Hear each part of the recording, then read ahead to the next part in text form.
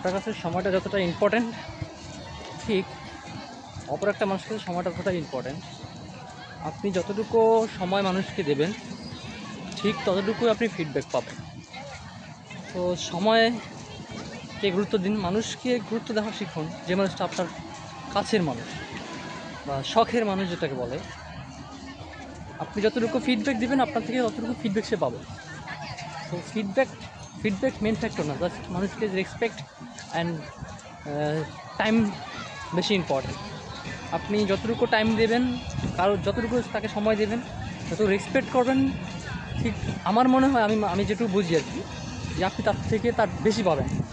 তো আপনি অবহেলা করবেন, তো আপনাকে অবহেলা হিসেবেই আপনি ফিডব্যাক পাবেন। দ্যাটস এটাই বাস্তবতা।